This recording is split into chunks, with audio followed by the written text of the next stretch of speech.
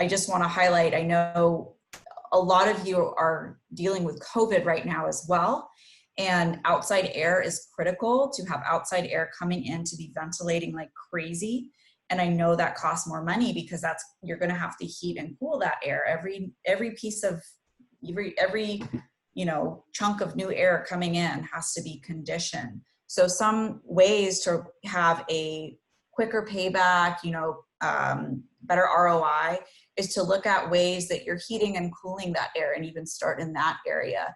Like a boiler tune-up, for example, making sure that your boiler is working at the most optimum pace, the optimum amount of fuel to air ratio. Those types of things that might be considered maintenance are often covered by the utility programs. So it's always worth seeing, even if you're not technically doing a project right now, just find out, what's laying around that could possibly be paid for by the utility or subsidized by the utility to help you start saving costs that you're experiencing, especially with the outside air intake. Yeah, and that's such a great point, because a lot of my districts are telling me that, energy efficiency is low on the list right now. It's all about student and staff wellness, health and safety. And so they're putting in like the MERV filters and all of these kinds of things that are really decreasing the efficiency. And it's because they have to do it in order to have the plan to reopen, right? Yes. But eventually that is going to be a substantial cost that the district is going to have to take on.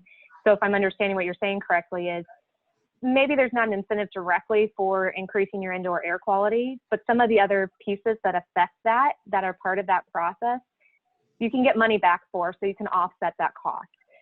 So it's not such a kick in the chin for you. I know lighting specifically, if you haven't already done that, it's typically less than a year payback, and upgrading to LEDs reduces your lighting expenses by 80%. It increases the efficiency by 80%.